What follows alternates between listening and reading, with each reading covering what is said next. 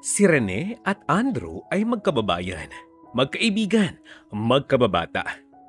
Magkaklase nga sila mula elementary hanggang high school.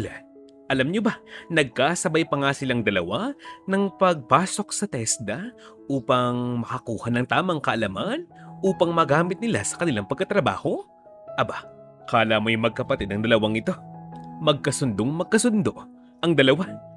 Hindi nakapagtatakang ang dalawang magkaibigang ito, hindi nagkakalayo ng pangarap. Iisa ng goal, ang makaahon sa kahirapan. Ang magkaibigang Rene at Andrew halos sabay nakapag-asawa. Magkasunod nga kung tutuusin. Sabay nangarap makapunta sa ibang bansa upang magamit naman ang kanilang kaalaman upang kumita ng salapi.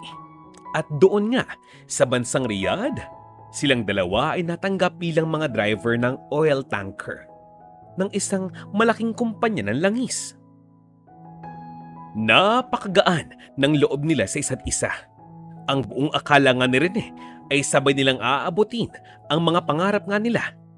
Yung bang magkaroon ng maginhawang buhay, magkaroon ng sapat na ipon upang makabili ng lupa at bahay para sa kanilang mga pamilya. O kaya naman, kotse. Makapagtayo ng isang magandang klase ng negosyo na maaari nga nilang magamit upang mas mapaganda pa ang kinabukasan ng kanilang pamilya. Upang mabigyan ng opportunity naman ang ilang mga kamag-anak na maaaring nangangailangan din ng tulong. Kaya lang, ang lahat ng ito ay akala lamang pala. Ito kasing si Andrew, biglang nag-iba ng goal sa buhay. Nag-iba ang kanyang landas na tinatahak magmula nang muli niyang makausap ang kanyang dating kasintahan na si Mona. Magmula noon, tila ba muling nagkaroon ng apoy ang dating namatay na init ng kanilang pag-iibigan. Isipin ninyo, araw-araw o halos gabi-gabi, nagvi-video ko lang dalawa hanggang sa muling nahulog ang loob ni Andrew sa babaeng ito. Habang nangyayari yan, hindi nagkulang ng paalala at pangaral itong si Rene sa kaibigang si Andrew. Paano ba naman nga, diba? Si Rene at Andrew parehong may asawa. Si Mona, may asawa rin. Bakit niya hahayaan ng kanyang kaibigang muling mahulog ang loob sa kanyang dating kasintahan? Ilang beses niya nga itong pinayuhan, kaya lang sarado nga ang isipan nito. Ang sabi nga ni Rene, Pare, sinasabi ko sa'yo, hinay-hinay ka. Baka nakakalimutan mo pare, tatlo ang anak mo sa asawa mo. Mahirap lumabas sa ganyang klase ng relasyon. Ikaw ang mahihirapan. Pare, kawawa naman si kumare pag ginawa mo to. Pag-isipan mong mabuti. Ayokong pakialaman ka pero ikaw din. Subalit ang tugon ng kanyang kaibigan. Ano bang akala mo sa akin ha? Hindi na ako bata. Rene, kung ako sa'yo, ako naman yung magpapayo ha. Unahin mo ang sarili mong buhay. Kaya kong sarili ko. Alam mo, walang mawawala sa'yo kung magfo-focus sa sarili mong buhay. Alam mo kung tutusin, mas marami kang problemang kailangang harapin kumpara sa akin. Diba? Yan ang sagot ni Andrew sa payo't pangaral ng kanyang kaibigan. Di ba nga, mabuting kaibigan si Rene kaya hinayaan niya lamang na ganoon ang ginagawa sa kanya ng kanyang kaibigang si Andrew. Kahit ako minsan, foul na ang kanyang mga sinasabi. Hindi niya nga ito pinapatulan. Lahat yan, kanyang binabaliwala nga lamang. Well, tama naman nga ang kanyang sinabi. Meron din siyang mga problemang mas kailangang unahin. Pero ang sa akin naman, hindi ba niya maintindihan na concern lamang sa kanya ang kaibigang si Rene? Ay, mga tao nga naman. Hanggang itong si Andrew, para bang palagi na lamang mainit ang ulo sa kanya. At para maiwasan ang away, si Rene ang kusang umiwas dito para walang gulo, para walang pagtatalo. Isang araw, nagulat nga ito dahil biglang tumawag sa kanyang cellphone ang asawa. Oo, ang misis ni Andrew dahil itinatanong kung sumahod na nga raw ba sila. Hindi kasi malaman na rin niya ang kanyang isasagot dahil parang itong kaibigan niya, nahulaan niyang hindi na nga nagpapadala sa Pilipinas. Mukhang malaking problema ito. Hindi niya alam kung anong kanyang itutugon sa kanyang kumare. Ito nga kasing si Andrew, naka-duty ngayon. Si Rene, day off, kaya nagawa niyang sagutin ang tawag ng kanyang kumare. Ang sabi niya nga, hello? Hello? Oh, kumare. O, kamusta ka na? Long time no see, napatawag ka. Sino? Naku, naka-duty ang asawa mo ngayon. Busy-busy. Ano? Nako, hindi pa nga kami sumasahod. Oo, delay kami ngayon. Delay kami, lahat kami wala pang sahod. Ang asawa ko ngayon pinagdilihensya ko na muna. Ay, kamusta mga bata dyan? Ano bagang oras na diyan? Ha?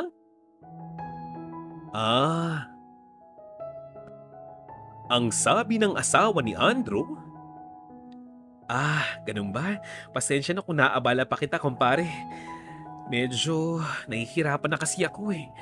Hindi na sapat yung perang hawak ko. Yung hawak kong pera ngayon nung isang buwan papadala sa akin ng kaibigan mo.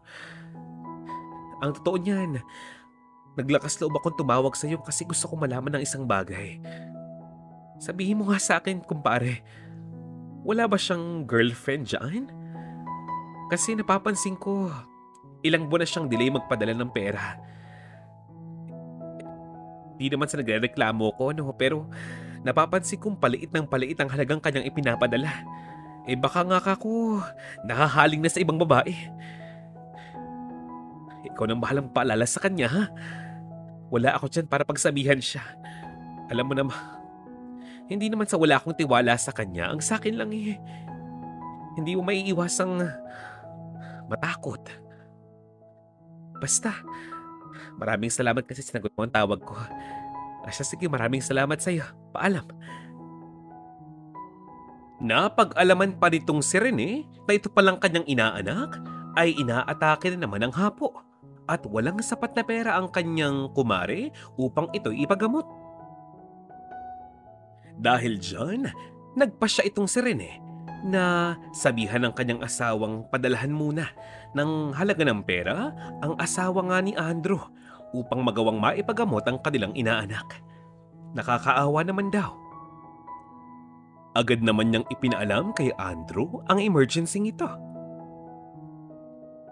Ang sabi ni Andrew, "Ano? Anong sinabi mo? Tumawag sa'yo ang misis ko at sa iyo nagsabi ng kanyang mga pangangailangan? Anong ginawa mo?" Malamang, ginawa mo ng paraan, hindi ba? Diyan ka magaling eh. Ang hilig mong mangialam sa problema na may problema. Alam mo, nakakaumay ka na pare. May pera yun. Saka kung tutuusin, barya lamang kay Itay ang pambili ng gamot ng anak ko. Ang hilig mo kasing makisawsaw eh. Ha? Naiintindihan ko na sa trabahong ito mas magaling ka, mas mahusay ka, mas pinagkakatiwalaan ka pare.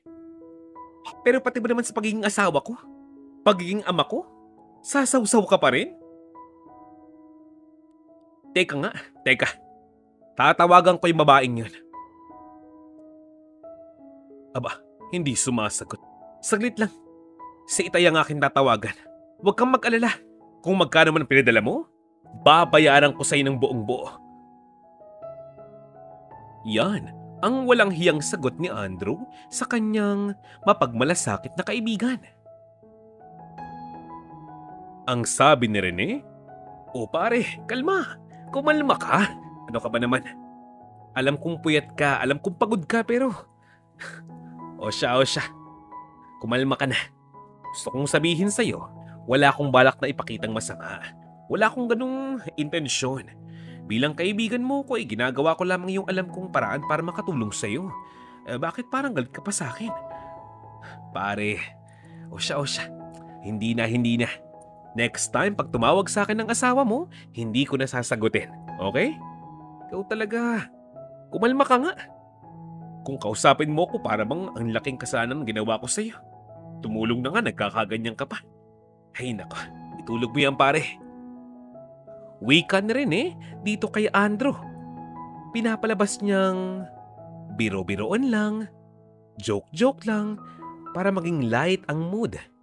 Kasi nung panahong yun, sobrang bigat na nga ng pakiramdam nitong si Rene dahil sa kanyang mga narinig sa bibig mismo ng kanyang kaibigan.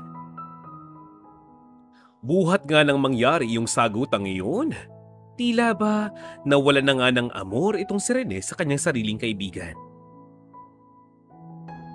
Paano ba namang hindi? Ilang beses pang naulit ang sagutang iyon. Hindi naman bato itong si Rene upang hindi makaramdam ng sama ng loob sa ginagawa sa kanya ng kanyang kaibigan.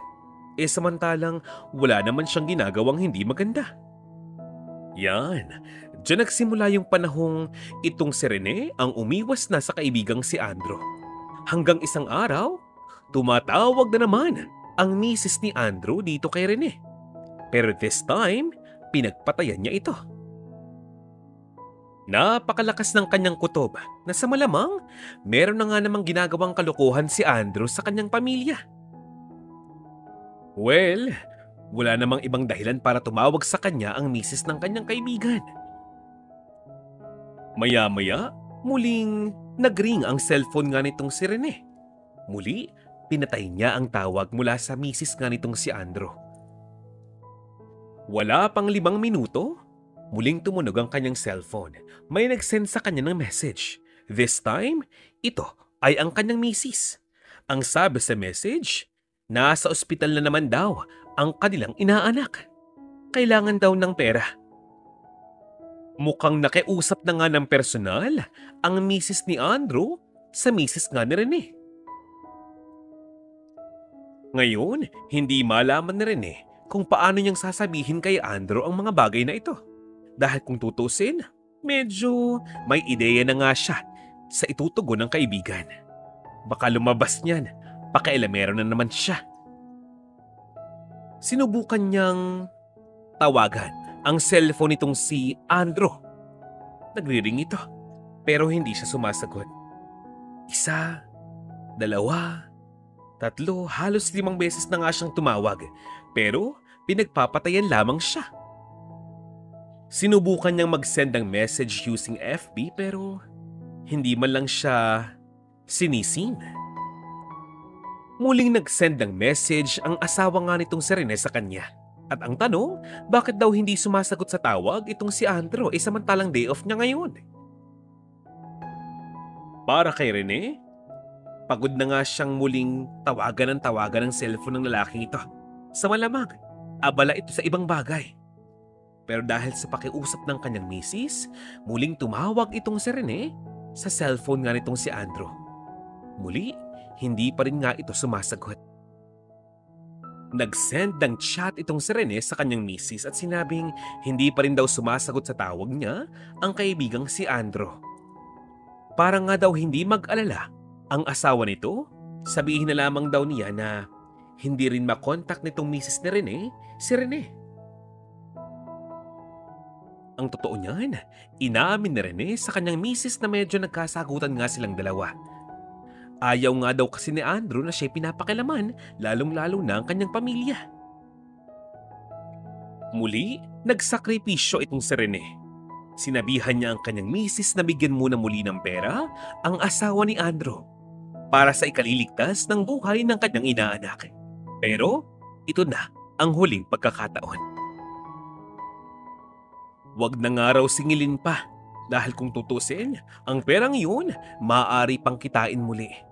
Pero ang buhay, hindi. Hinangaan si Rene ng kanyang misis. Napakabuti nga naman ang loob ng lalaking ito. Proud na proud siya na si Rene ang kanyang naging asawa. Makalipas ang halos 2 araw, itong si Andrew nagpaparinig. Para bang masama ang kanyang loob dito sa kanyang kababayang si Rene. Paano ba naman? Bakit daw hindi sinabi sa kanya agad ang tungkol sa emergency ng kanyang anak?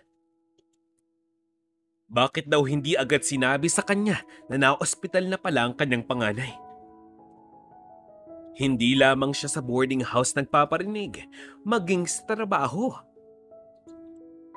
Para bang sinisiraan nga nitong si Andrew ang kaibigang si Rene.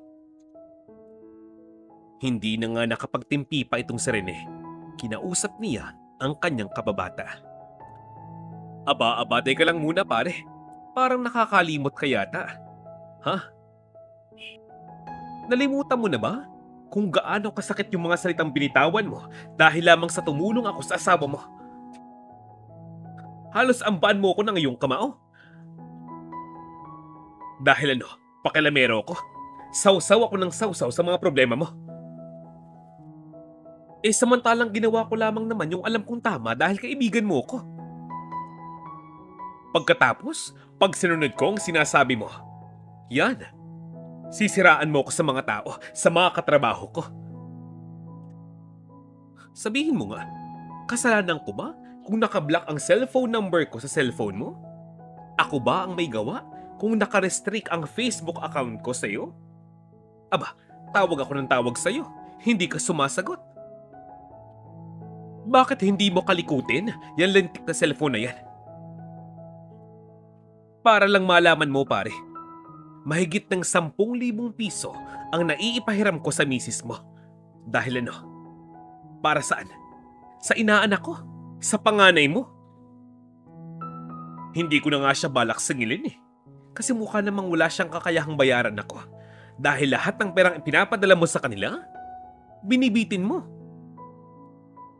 Yan ang sabi ni Rene. Napatahimik lamang si Andrew. Maya-maya pa, kinuha niya ang kanyang wallet at ibinato sa mukha mismo ni Rene ang pera.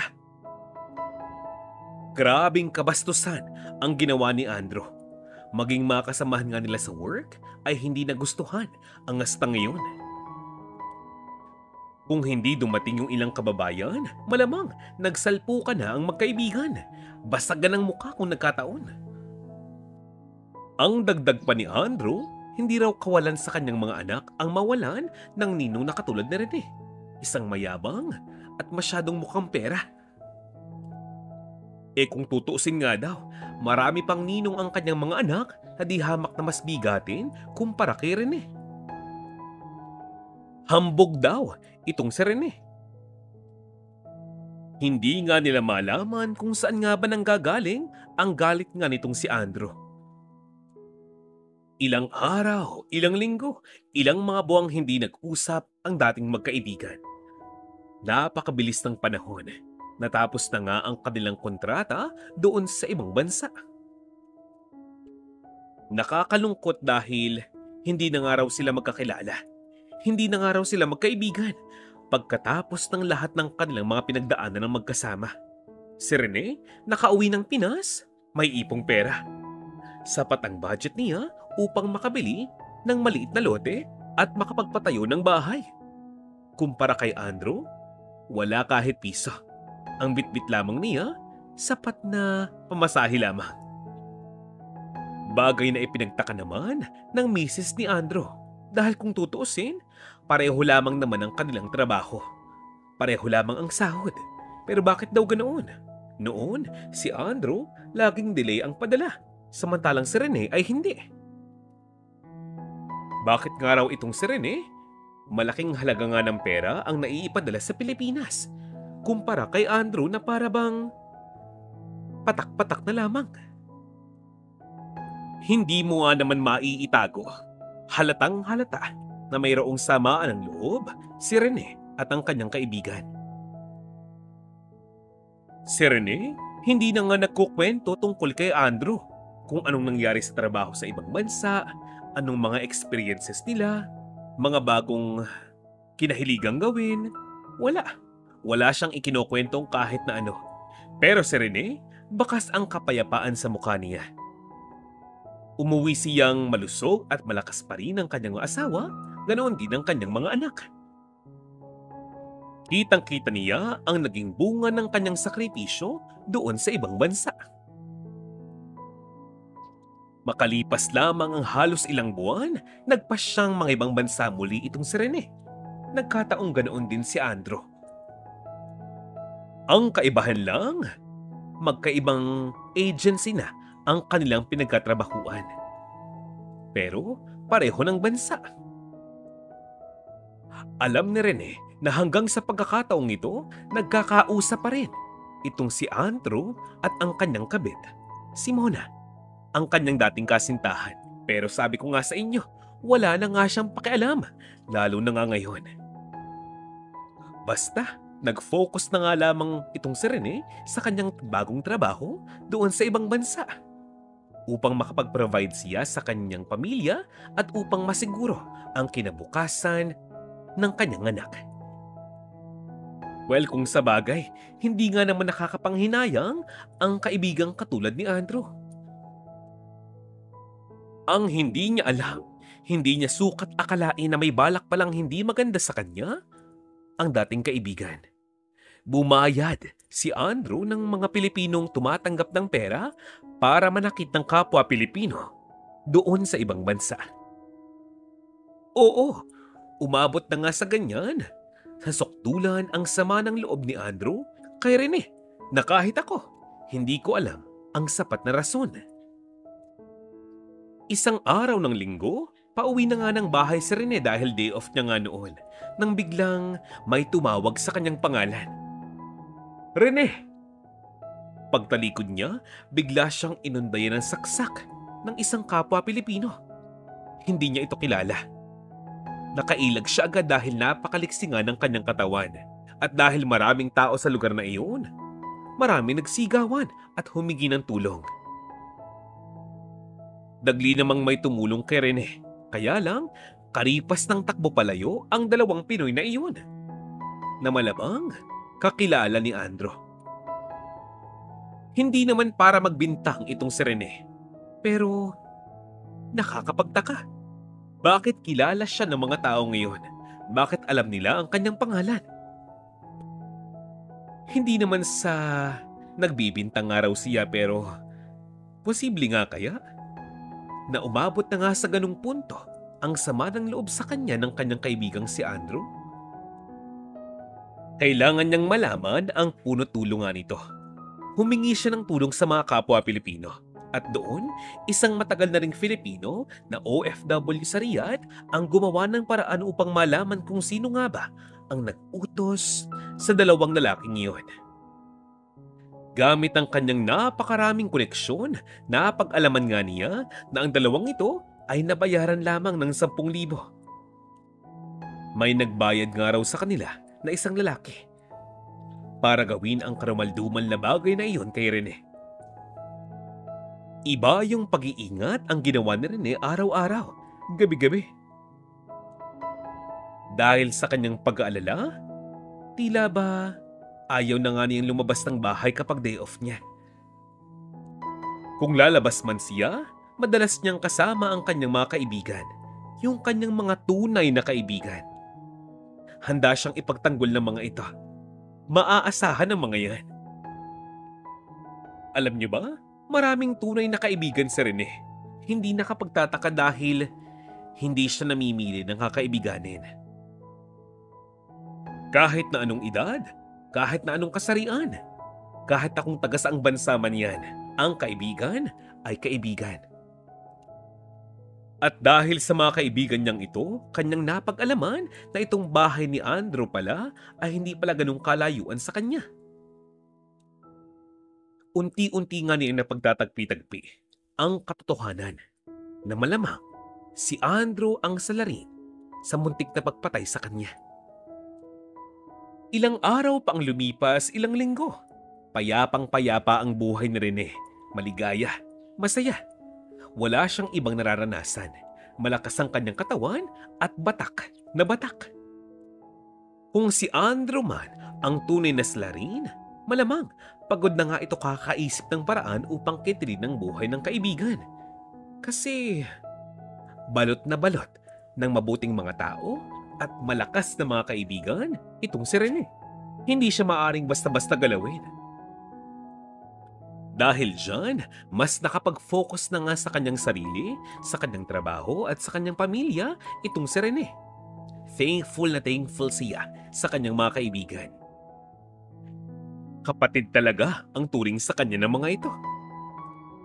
Konting ipon na nga lamang, ilang buwan lamang, magagawa na nga niyang ipagawa ang dream house nilang mag-asawa. Kinabukasan, isang mensahe nga ang kanyang na-receive mula sa kanyang misis. Ang sabi nga nito, nagpunta raw doon sa kanilang bahay sa Pinas ang misis ni Andrew at hinahanap daw ang kanyang asawa. Ha? Hinahanap? Pilit nga raw nitong inaalam kung nasaan daw ba itong si Andrew. Basta ang sabi ni Rene, abala nga raw siya sa kanyang trabaho. Bising-busy ito, kaya wala siyang alam kung nasaan nga ba itong si Andrew. Kung sino ang kanyang kasama, kung nasaan siyang bansa, o kung saan siyang agency nag-apply. Wala siyang ideyang kahit na ano. Pasensya na nga daw. Yan mismo ang itinugon ni Rene at ng kanyang asawa dito sa asawa ni Andrew.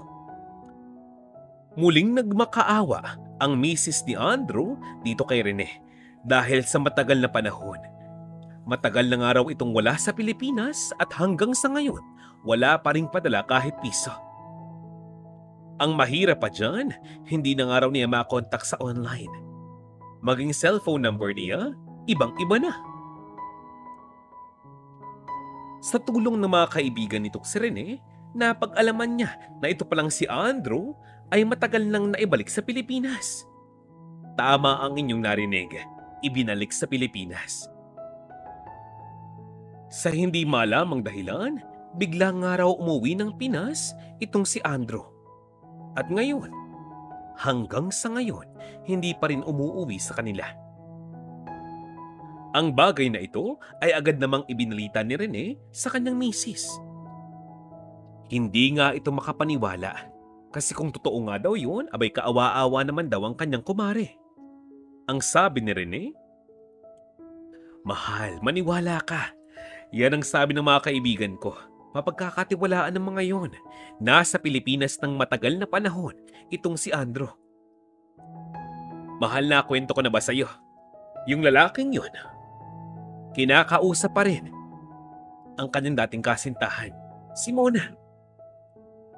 Sa maniwala ka't sa hindi, palagay ko'y nagkabalikan ng dalawang ito. Tanging ako lamang ang nakakaalam ng kanyang sekreto. Huwag ka namang masyadong mag-aalala pero alam mo ba, mahal, muntikan na ako mapatay rito sa ibang bansa. Dalawang Pinoy. Dalawang mga Pinoy ang biglang humabol sa akin. At muntikan na ako mapatay dahil may hawak nga silang balisong. Balisong ba gayon o kutsilyo? Muntikan na akong masaksak. Mabuti na nga lamang talaga't nakaiwas ako. Kung nagkataon ako, ala-ala na nga lamang ako. Sa tulong ng mga kaibigan ko, napag-alaman namin na malamang si Andrew ang nag-utos sa mga iyon. Di ko alam. Baka natakot. Baka nangamba at baka isumbong ko siya kung kanina. Diba? Lalong-lalo na sa kanyang misis. Tutal ngayon, wala na nga siyang pakialam pa kay Andrew ay nag-focus na lamang siya sa kanyang trabaho muli. Dahil yun ang mas mahalaga. Yun ang rason kung bakit siya nasa ibang bansa at nagsasakripisyo na hindi makasama ang kanyang pamilya. Trabaho araw-araw. Overtime kung kinakailangan. Bayad naman yan lahat eh. Sulit na sulit. Ganoon pa man, ingat na ingat pa rin si Rene sa kanyang katawan. Mahirap nang magkasakit sa ibang bansa eh. Sa awa naman ng Diyos, agad namang nakaipon ng pera itong si Rene. Silang mag-asawa, matibay pa rin ang samahan. Hanggang sa siya'y makatapos ng kanyang kontrata at muling umuwi ng Pilipinas. Ngayon, handa na nga siyang simulan ang pagpapagawa ng kanyang dream house sa piling ng kanyang misis.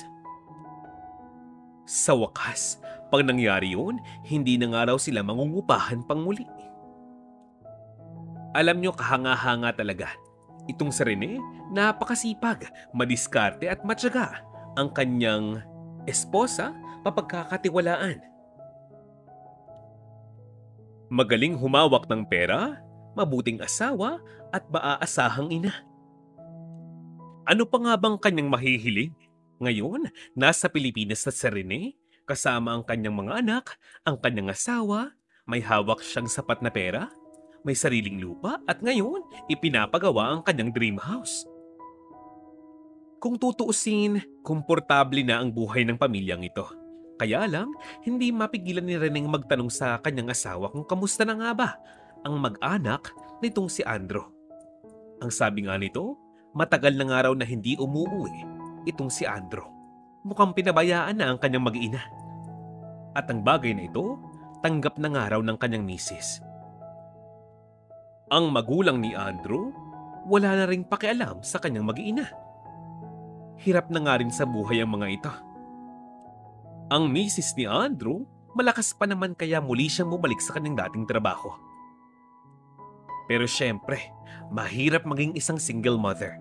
Kaya itong si Rene, kinausap muli ang kanyang asawa at pinakiusapang padalahan ng kaunting halaga nga ng pera ang asawa ni Andrew.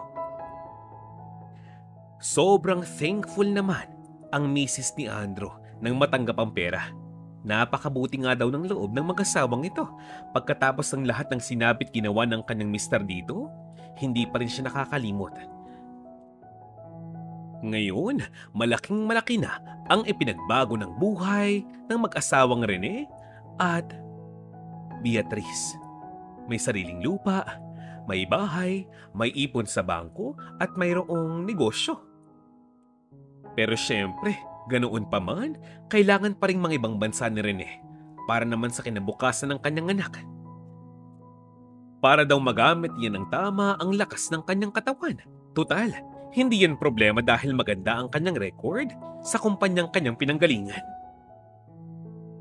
Kaya lang isang araw, biglang may na-receive na message si Rene mula sa dating kaibigan, si Andrew, at para bang nangunguta nga daw ito. Siya nga raw ay kinapitan ng isang matinding karamdaman. Iniwan na nga raw siya ng kanyang kasintahan, si Mona. Muli daw siyang niloko at pinagpalit. Ginamit lamang daw ang kanyang pera. Samantalang kung tutusin, yan din ang dahilan kung bakit sila noon naghiwalay. Pero binalikan pa rin niya. Samantalang may asawa na nga siya nung panahong iyon. Hay nako. Mahirap man para kay Rene pero hindi niya sinagot ang mga tawag ng kaibigan. Hindi siya nag-reply sa mga message nito. Unang dahilan, napag-alaman kasi nga nitong si Rene na dati pala sinisiraan na pala siya nitong si Andrew sa kanyang dating boss. Kaya naman pala hindi natuloy ang pay rise nitong si Rene noong mga panahong iyon dahil ang gusto ni Andrew, siya ang mas mataas kumpara kay Rene. Alam niyo ba, huli na nang malaman ni Rene na ito palang si Andrew noon ay sumusubok na tawag-tawagan at i-message ng i-message itong si Beatrice na asawa ni Rene. Dati pala ay nagtapat ito ng pag-ibig sa kanyang kumare. Para kay Rene, wala itong kapatawaran. Kahit pa sabihing ilang taon na ang lumipas, hindi niya ito kayang patawarin. Maswerte nga lamang itong si Rene dahil mabuting tao ang kanyang asawa at hindi siya kayang ipagpalit sa kahit na kanino. Bumalik pa sa kanyang alaala kung paano siyang itinarato ng kanyang kaibigang ito habang siya ay nagiging isang mabuting kaibigan lamang naman. Isang gabi, muling tumawag ang cellphone number na iyon. Muling tumatawag sa kanya itong si Andrew. At si Rene, para matapos ng kalokohang ito, sinagot na nga niya ang tawag. Hello? Ano bang kailangan mo sa akin? Ha? Ano? Lintik, laksan mo ang boses mo. Sino ka ba? Sino ka ba sa akala mo? Pagkatapos ng lahat ng mga sinabi mo at mga ginawa mo, Kapal naman ang mukha mo, pare. Hindi ka ba nahihiya? Gago ka pala eh. Taksil ka na ngang asawa, taksil ka pang kaibigan. Himala, mukhang hindi ka nagtatakat buhay pa ako hanggang sa ngayon pagkatapos mong utusan yung mga gunggong na yon para saksakin ako. Linti ka? 10,000? Sa halagang 10,000? Gusto mo akong mawala sa mundong ito? Kung yung ibinayad mo sa kanila, ibinigay mo sa asawa mo, edi sana hindi na ospital yung anak mo.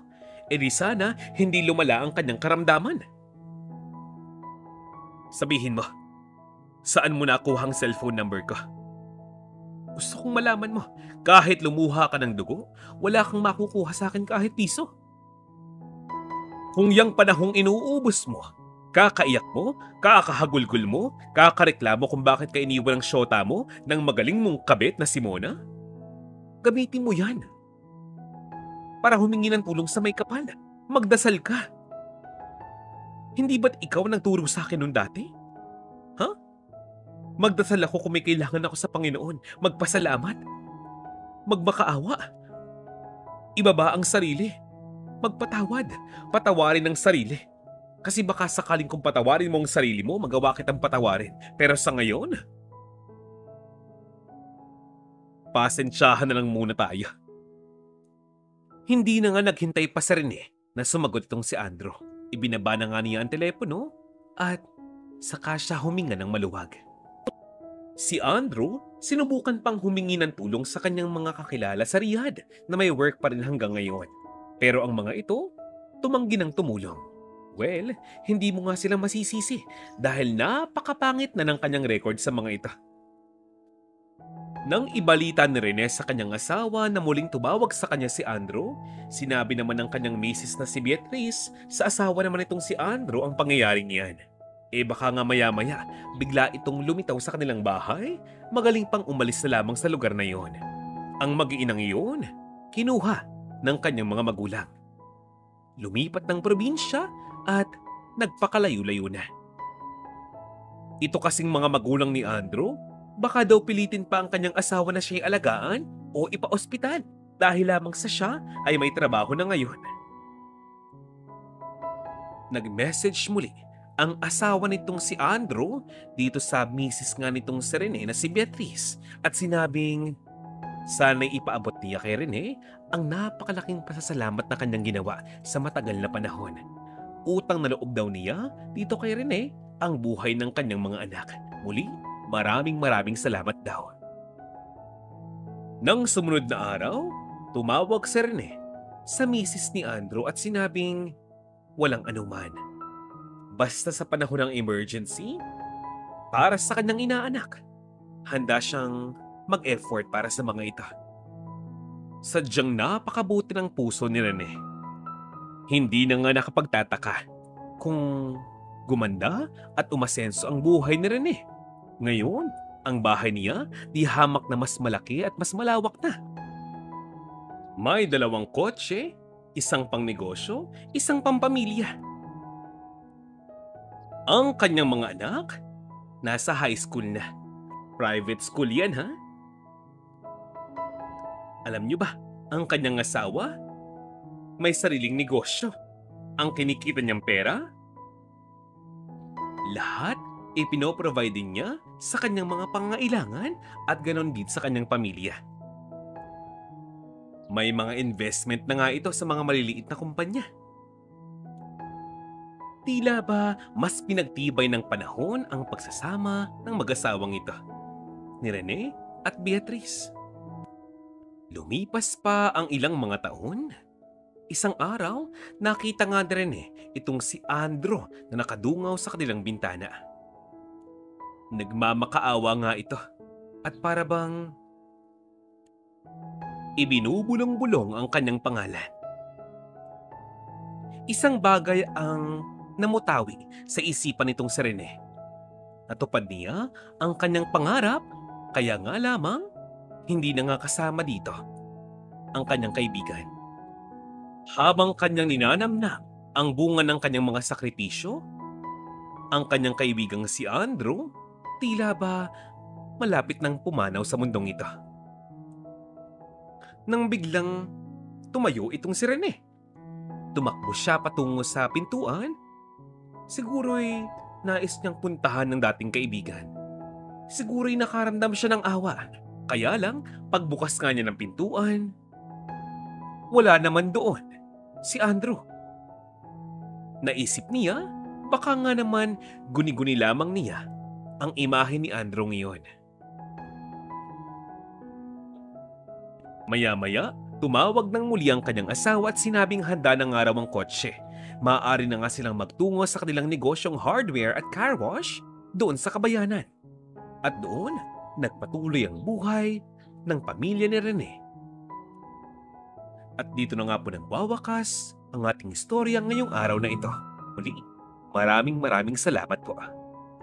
Shout out time! Binabati ko po si Miss Leticia Vargas, Josefina Fuelias, Maria Teresa V. Sabido, Princess Rucker at Jenny Pacampara, Natalie de Guzman, Evangeline Scubert, Yolina Bautista at Bing Jorge.